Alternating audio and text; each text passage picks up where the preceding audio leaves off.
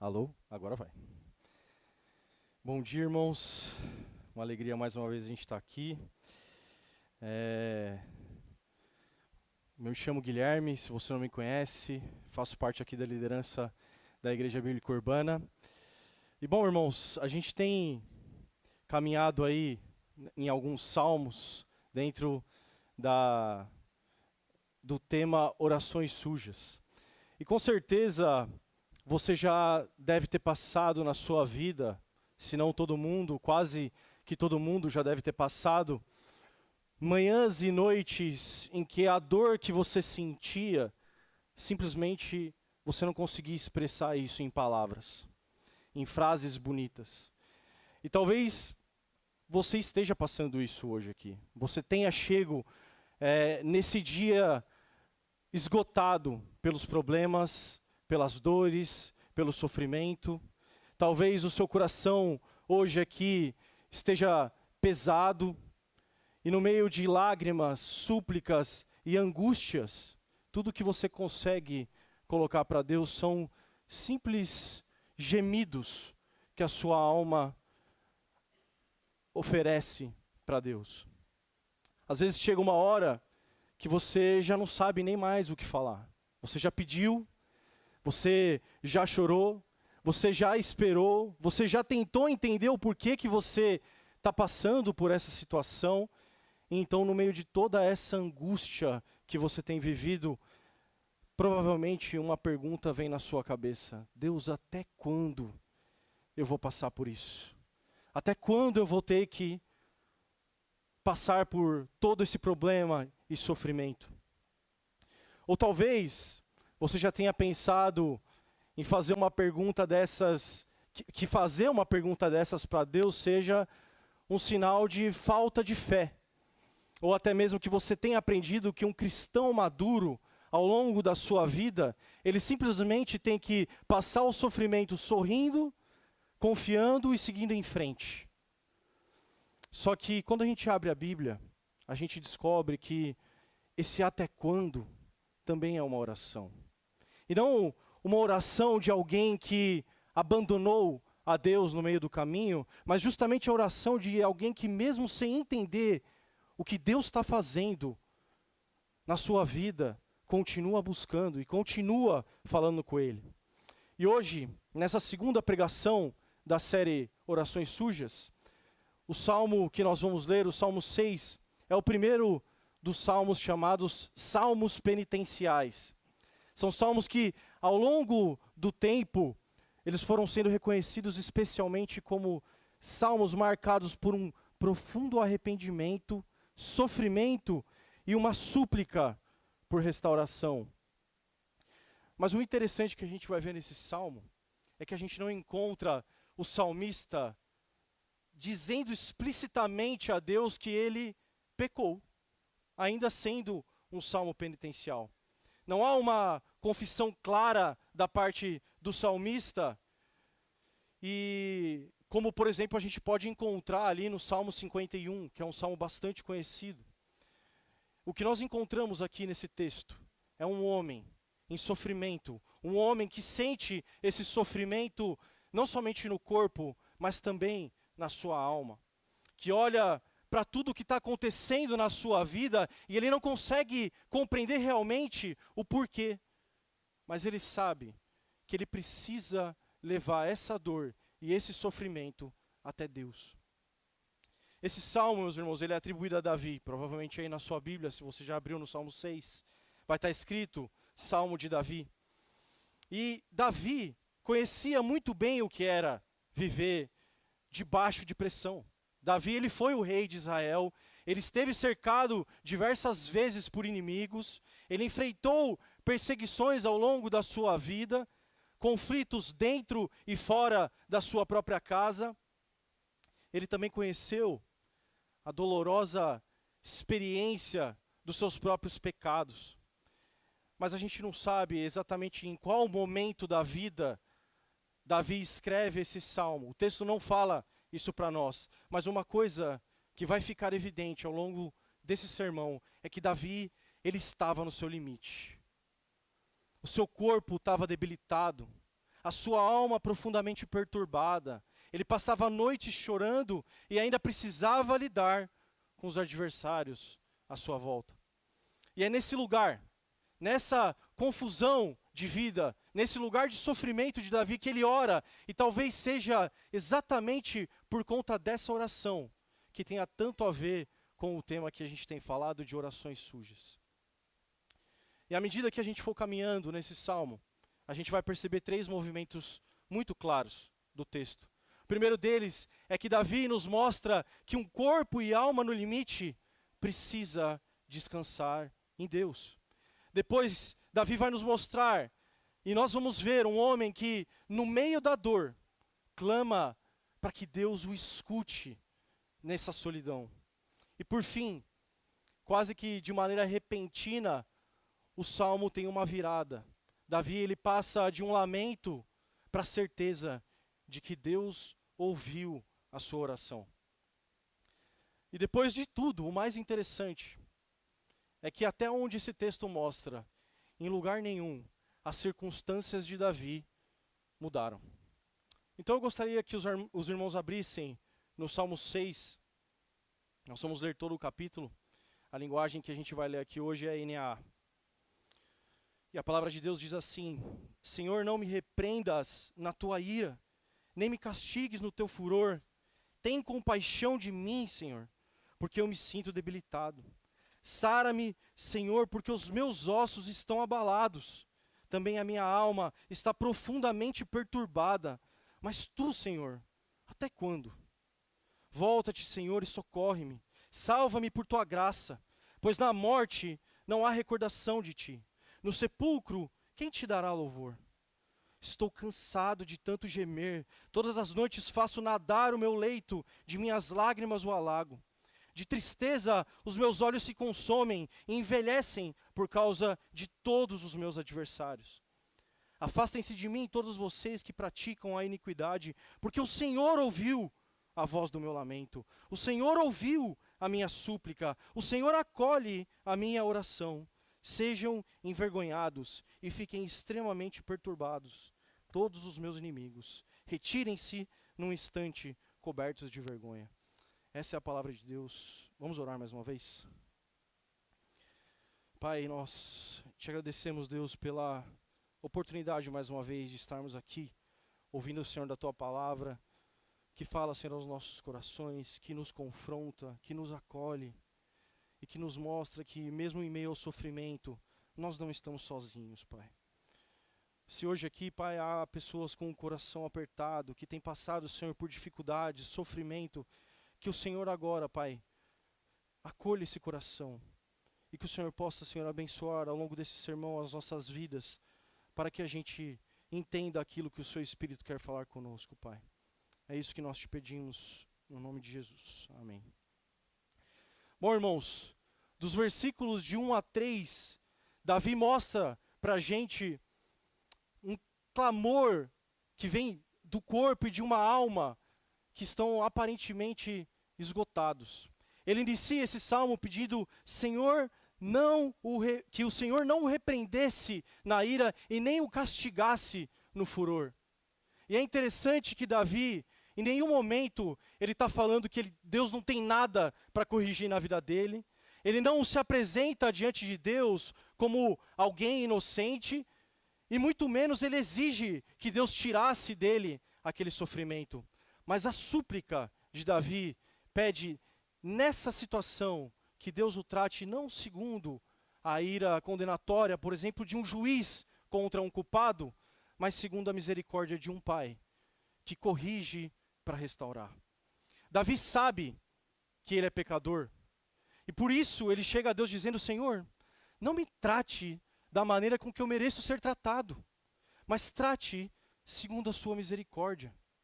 E aqui, vale a pena a gente entender o que a Bíblia fala sobre a ira e o furor de Deus, porque sempre quando vem uma imagem na nossa cabeça de ira, é aquela pessoa que ela perde o controle, ela explode, ela fala o que ela quer falar, e depois de tudo que ela fez, ela simplesmente se arrepende. Mas com Deus não é assim. A ira de Deus é a resposta santa e justa contra o nosso pecado.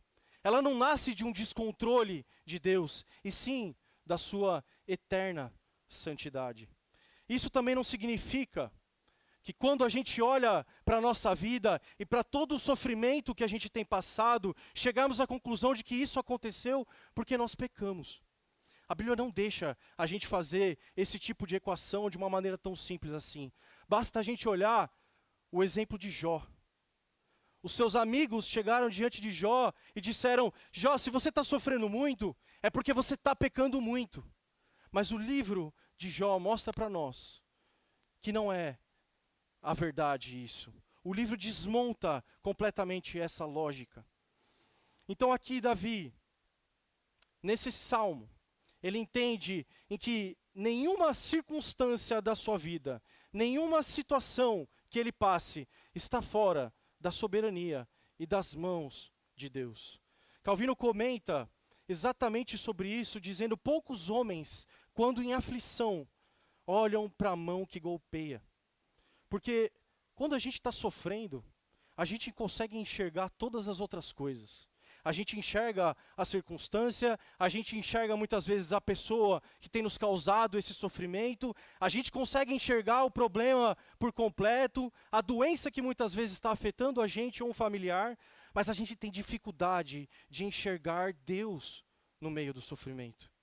E, meu irmão, se lembra, mesmo quando a gente não consegue entender, mesmo quando você não consegue compreender o que Deus está fazendo na sua vida e o porquê disso, o sofrimento não significa que Deus perdeu o controle da minha e da sua história. E no versículo 2, e na primeira parte do versículo 3, é exatamente a continuação disso que a gente está falando. Davi, ele clama por misericórdia, ele diz: tem compaixão de mim, Senhor, porque eu me sinto debilitado. Sara-me, Senhor, porque os meus ossos estão abalados. Também a minha alma está profundamente perturbada.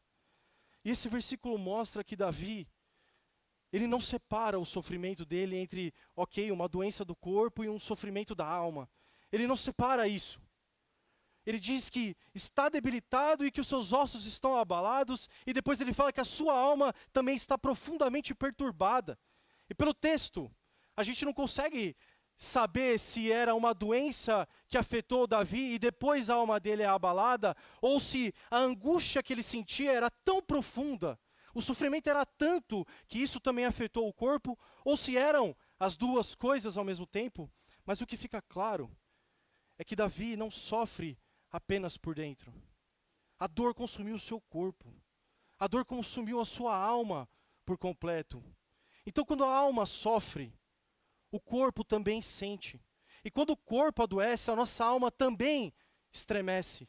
Quando Davi fala que os seus ossos estão abalados, não é uma metáfora poética e bonita, sem nenhum significado.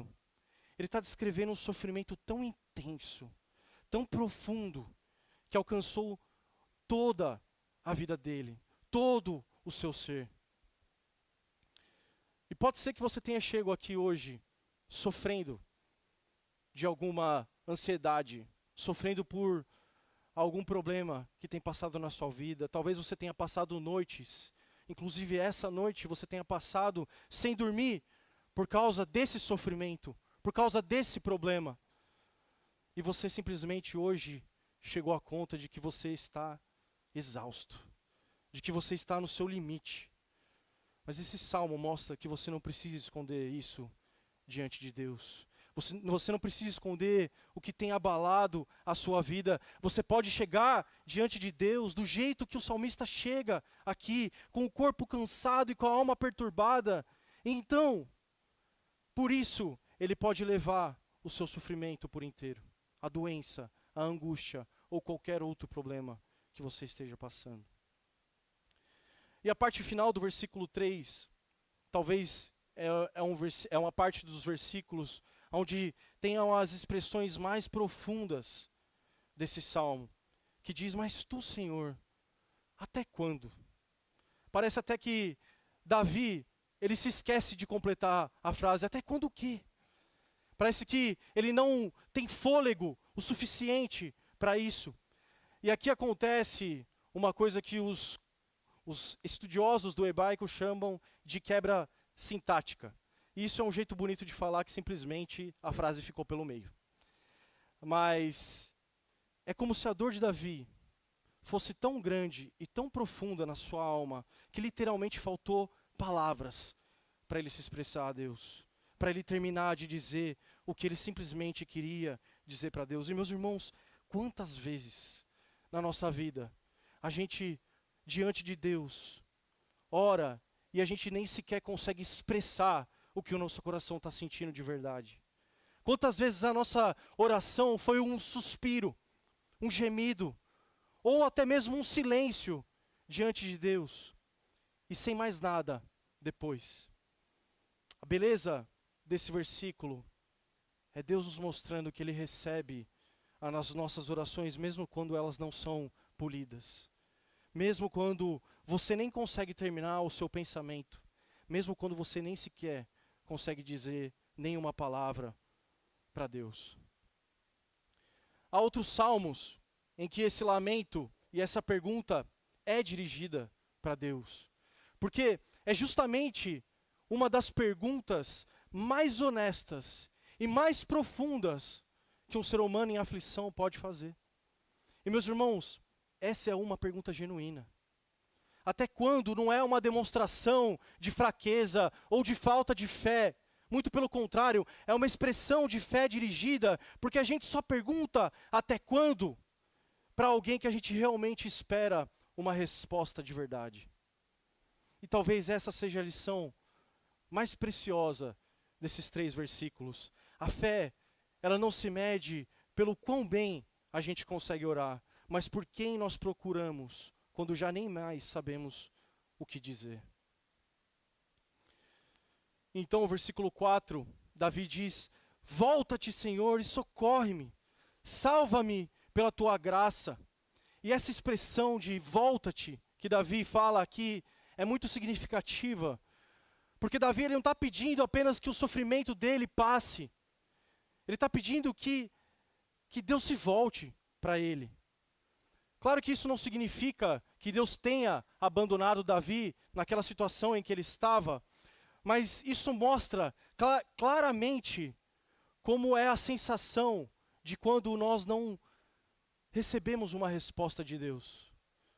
Parece que o silêncio de Deus é tão ensurdecedor e a gente não consegue compreender de que Ele está lá conosco.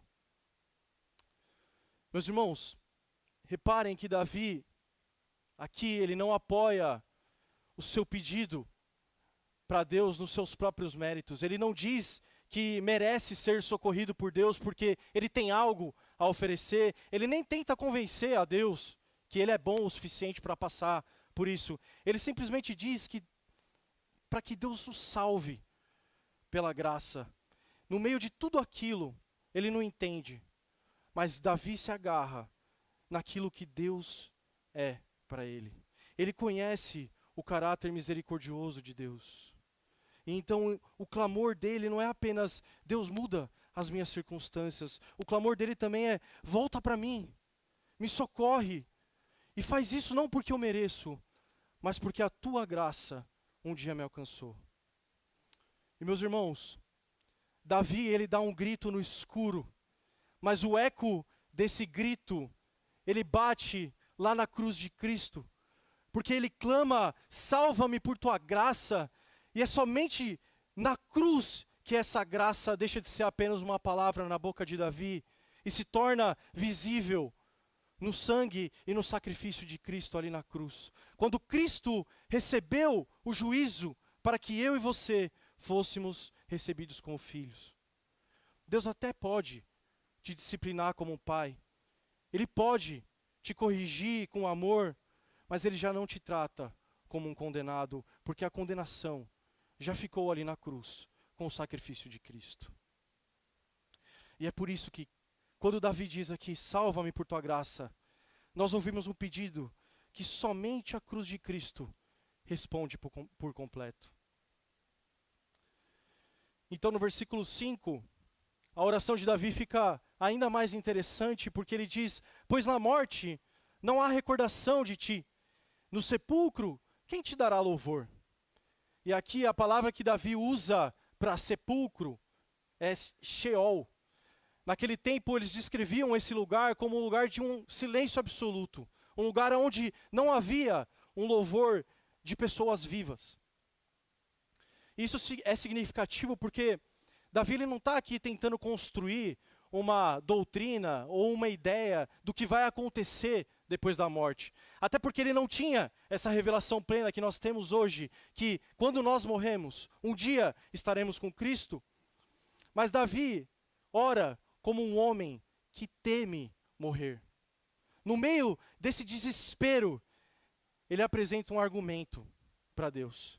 E esse argumento não é uma negociação, no sentido de que ele tenha alguma coisa para oferecer em troca a Deus, mas é quase como se ele dissesse: Deus, se eu morrer, quem é que vai te dar louvor?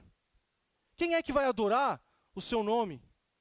E isso pode soar estranho para nós, pode soar até um pouco ousado da parte de Davi, mas é justamente aí que a gente percebe como esse salmo combina exatamente com essa série de orações sujas. Davi está com medo da morte, meu irmão. Ele não tenta limpar e mascarar esse medo de que ele está passando antes de falar com Deus. Ele leva até esse argumento sujo para dentro da sua oração. Não é que Davi estivesse dizendo que Deus precisasse do louvor dele para alguma coisa. Ele fala como alguém que quer continuar vivo para continuar lembrando, para continuar proclamando e para continuar louvando os feitos do Senhor enquanto ele estiver vivo. Esse versículo, meu irmão, é simplesmente o ponto alto do desespero de Davi. É como se ele tivesse esgotado todos os seus argumentos, todas as palavras possíveis. E agora a angústia que ele tem, o sofrimento, a dor, tomassem conta da sua oração. E meus irmãos, às vezes na nossa vida, a gente não entende porque a gente está passando pelo problema que a gente está passando. A gente não entende, muitas vezes, o sofrimento que a gente está passando. E isso gera dentro de nós um sentimento muitas vezes de indignação, de medo, e até mesmo de uma sensação de abandono da parte de Deus. Mas a gente não consegue expressar isso diante dele, a grande maioria das vezes. Davi estava exatamente nesse ponto da vida dele, em que a dor já não cabe mais dentro dele e sai, até mesmo pelas palavras. Então ela transborda na sua oração. Mas é a partir daqui que aquilo que apertava a sua alma não transborda só na oração, mas também transborda em lágrimas. Porque no versículo 6 e 7 ele diz: eu estou cansado de tanto gemer. Todas as noites eu faço nadar o meu leito, de minhas lágrimas o alago. De tristeza os meus olhos se consomem, envelhecem por causa de todos os meus adversários. E meus irmãos, depois de uma explosão de angústia da parte de Davi, é como se ele tivesse desmontado agora.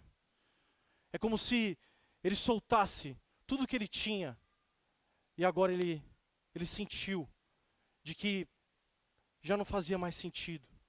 E eu não sei se você já passou por uma noite assim, orando por alguma coisa que tivesse consumindo você por dentro, e você tivesse chorado a tal ponto de que a única coisa que você conseguia fazer era gemer de choro. Você nem sequer conseguia expressar as suas palavras diante de Deus. Uma noite que parece que você chegou no limite da sua alma e do seu sofrimento. Calvino comenta que os terrores da consciência de Davi eram tão intensos que quase o levaram ao desfalecimento total, mas mesmo assim, ele nunca deixou de orar. O texto é claro. O texto diz: todas as noites.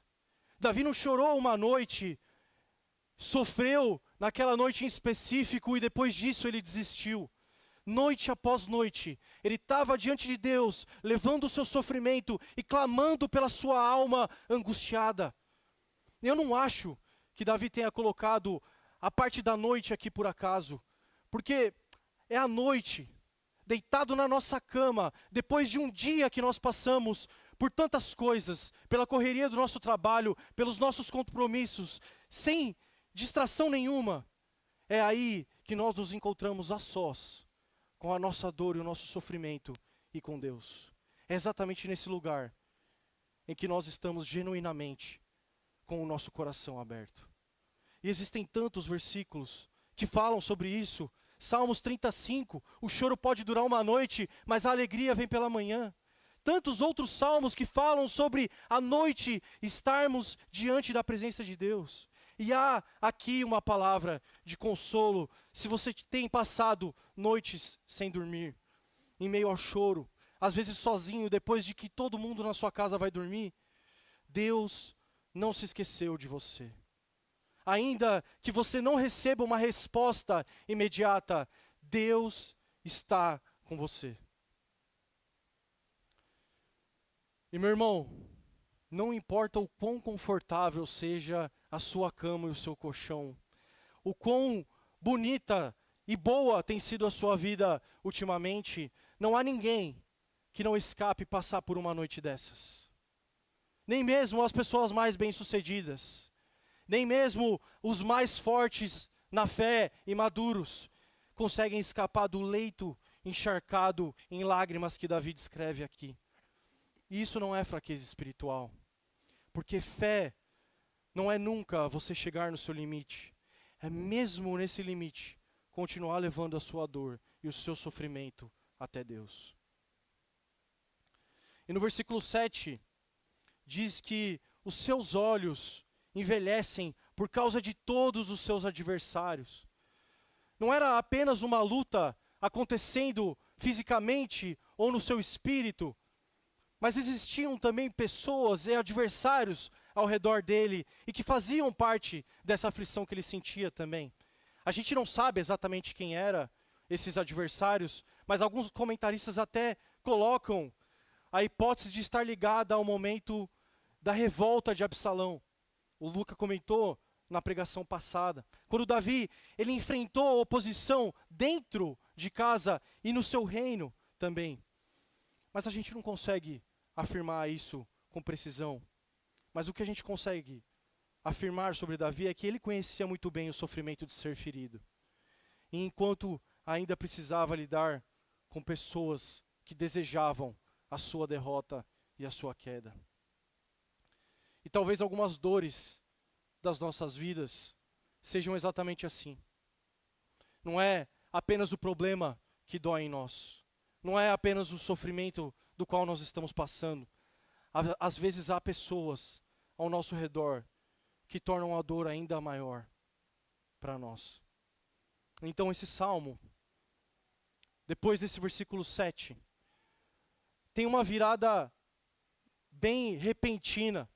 Mesmo sem esse salmo mostrar se alguma circunstância havia mudado, a oração ela ganha um outro movimento.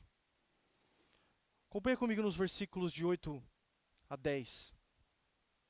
Afastem-se de mim todos vocês que praticam a iniquidade, porque o Senhor ouviu a voz do meu lamento. O Senhor ouviu a minha súplica, o Senhor acolhe a minha oração. Sejam envergonhados e fiquem extremamente perturbados todos os meus inimigos, e retirem-se num instante cobertos de vergonha.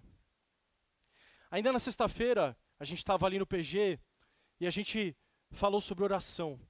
A pergunta que a gente fez lá é: o que é oração?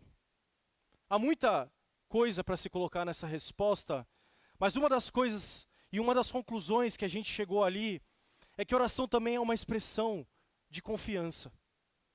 Quando eu me coloco diante de Deus, eu reconheço que eu não sou autossuficiente. Eu reconheço que Deus está sendo soberano sobre aquilo que eu coloco diante dele.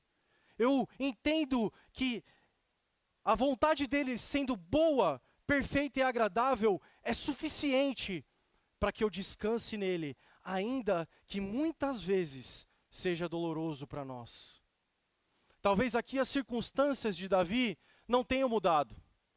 Talvez aqui os inimigos ainda estivessem lá, ao redor dele. Talvez o problema ainda estivesse lá também na vida dele. Mas uma coisa fica clara. Davi, ele já não olha para aquela situação da mesma maneira. Porque agora ele já está descansado na certeza de que Deus ouviu a sua oração e está com ele no meio do sofrimento. A certeza, meu irmão, de que Deus nos ouve, nem sempre ela vem como um relâmpago, de uma vez, fazendo com que as dúvidas desapareçam da nossa vida. Muitas vezes ela é um fruto que vai amadurecendo aos poucos na nossa vida, enquanto a gente continua orando, noite após noite, mesmo quando parece que Deus está em silêncio e não está perto de nós.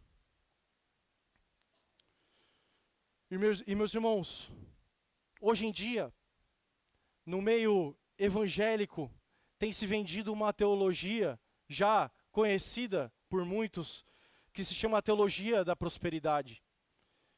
A ideia de que a fé resolve todos os seus problemas. De que se você orar com uma fé suficiente, as coisas vão mudar na sua vida. Basta você ter fé. A fé tem sido tratada ao longo dos tempos em muitos púlpitos por aí como algo místico. Como se fosse uma espécie de pensamento positivo da espiritualidade cristã. Se você acreditar o suficiente, então Deus vai fazer aquilo que você quer. Mas essa oração, esse salmo, nos ensina e deixa claro que a fé não é em nenhum momento a ausência de dor e nem a garantia de uma solução dos nossos problemas da maneira com que nós queremos. É descansar em Deus antes mesmo de você ver essa situação acabar. A confiança de Davi, ela nasce da certeza de que Deus o ouviu. Ele fala, afastem-se, porque o Senhor ouviu o meu lamento. E meus irmãos, é exatamente essa fé que sustenta você quando você está no corredor do hospital, quando um ente querido seu está passando por algum problema. É essa fé quando alguém sofre, quando o filho está longe dos caminhos do Senhor. É exatamente essa fé que você utiliza quando alguém da sua família ou algum amigo seu muito próximo falece. Não é a certeza de que tudo vai ser resolvido amanhã, nem de que Deus vai responder exatamente como você pede para Ele, mas é continuar caminhando sabendo que a nossa oração não cai no vazio e que Ele nos ouve. E no último versículo, essa confiança muda a maneira como Davi olha para os seus adversários. Lá no versículo 3, ele disse que ele estava profundamente perturbado. E agora no versículo 10, ele diz, sejam envergonhados e fiquem extremamente perturbados todos os meus inimigos. Retirem-se no instante cobertos de vergonha. E esse versículo é o que nós chamamos de imprecação. Ou seja, um pedido de justiça para aqueles que praticam o mal, para que praticam a iniquidade, como Davi diz aqui. Davi, em nenhum momento diz, agora vocês me pagam. Agora eu vou fazer com que vocês sofram. Agora vocês vão ver o que é a minha justiça. Ele coloca também a necessidade de justiça diante de Deus. E meus irmãos, quantas vezes, quando alguém nos machuca, além da ferida que fica dentro de nós, a gente carrega também o peso de querer garantir que aquela pessoa pague pelo que ela fez com a gente. Mas aqui a gente é ensinado a levar a injustiça, a indignação e o ato de desejo de aquilo como aquilo seja tratado, sem tomar para nós o lugar que pertence somente a Deus. Quando eu confio que Deus ouve a minha oração, eu não preciso carregar também o peso de ser um juiz. A última palavra sobre aquilo que fizeram sobre a minha e sobre a sua vida, ela não vem de nós, ela pertence a Deus. E meus irmãos, concluindo, eu quero relembrar aqui a fala de Davi dos versículos de 8 a 9. Ele diz, o Senhor ouviu a voz do meu lamento o Senhor ouviu a minha súplica, o Senhor acolhe a minha oração. E à luz do Novo Testamento, nós também encontramos alguém que conheceu profundamente o que era clamar a Deus no meio da angústia. Em Hebreus 5:7 diz que Jesus, nos dias da sua carne, apresentou orações e súplicas com forte clamor e lágrimas a quem podia o livrar da morte, e diz que ele foi ouvido. Mas isso não significou que Jesus fosse poupado daquela cruz. Lá no Getsêmani, Jesus, ele estava em uma angústia tão extrema que lá no capítulo 22 de Lucas, diz que o seu suor se tornou como gotas de sangue caindo sobre a terra, e que naquele momento ele clamou ao Pai para que, se fosse possível, o poupasse do sofrimento e do juízo que estava prestes a receber. Mas ele se submeteu completamente à vontade do Pai. Um caminho que ainda seria marcado por traição, por humilhação, por sofrimento e pela morte. Cristo nos mostra, meus irmãos, de uma maneira definitiva, que ser ouvido por Deus não significa necessariamente ser poupado da sua dor. Porque Jesus, sendo ouvido, atravessou a cruz, mas ao terceiro dia ele ressuscitou. Então a resposta de Deus não foi simplesmente poupar o seu filho daquele sofrimento, mas foi conduzir ele através da morte para que ele tivesse vitória sobre ela. Davi abriu a sua oração dizendo: Senhor, não me repreenda na sua ira, nem me castigue no seu furor. Mas Davi é um pecador, clamando para que Deus tenha misericórdia da vida dele. Mas Jesus, sem nenhum pecado, na cruz, enfrentou aquilo que Davi tanto temia, a morte.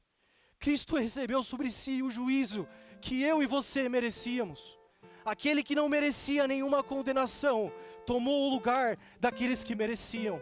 E é por isso que hoje, eu e você, podemos nos chegar diante de Deus com as nossas orações mais quebradas, com o nosso até quando diante de Deus, com as nossas lágrimas, com o medo e com a angústia, e até sem conseguir completar uma frase diante dele, sabendo de uma coisa que Davi não sabia naquele momento, de que agora não existe nenhuma condenação para aqueles que estão em Cristo Jesus. E se você está em Cristo, meu irmão, a sua dor ela pode ser profunda. Deus ele pode estar te disciplinando nesse momento. Você pode atravessar noites em que parece que Deus está em silêncio, mas você nunca mais vai precisar interpretar esse silêncio de Deus como uma condenação. Então talvez você tenha chegado aqui hoje sem saber o quanto tempo essa noite ainda vai passar na sua vida. Talvez você ainda não tenha uma resposta certa para o seu problema. Você não sabe até quando isso vai acontecer. E eu também não sei, meu irmão. Mas esse salmo, em qualquer outro lugar na Bíblia, não promete que amanhã, na sua segunda-feira, todas as suas circunstâncias estarão resolvidas. Mas o Evangelho nos dá a esperança de que o Deus para quem você clama é o Deus que ouviu o seu filho, o seu clamor ali naquela cruz, mas o ressuscitou também dentre os mortos, e em Cristo recebeu você como filho. Por isso, eu e você podemos orar descansados de que Deus escuta a nossa oração, porque em Cristo a nossa oração não cai no vazio. Vamos orar, meus irmãos. Deus, eu não sei o que os meus irmãos têm passado, Pai, nas suas vidas, mas o Senhor sabe. O Senhor sonda o nosso coração, e antes mesmo que nós falemos algo, o Senhor já sabe, Pai. Mas Deus, se há alguém aqui que tem passado dias de dificuldade, Pai, que o seu consolo, que a sua paz inunde, Senhor, esses corações, Deus. Somente a sua paz é o que nós sabemos, Pai, que conforta a nossa alma dos momentos mais angustiantes da nossa vida, Deus. E quero orar também para alguém que possivelmente ouviu isso pela primeira vez e não consegue entender como é passar o sofrimento tendo alguém do seu lado. Que hoje o Espírito Santo possa convencer o seu coração do seu pecado. Que hoje o Espírito Santo te mostre que o único lugar seguro é nos braços de Deus. É isso que eu oro nessa manhã, para que Deus inunde os nossos corações e que esse sofrimento, se um dia nós tivermos que passar por isso, que esse sofrimento seja passando nos braços de Deus. É isso que eu oro no nome de Jesus. Amém.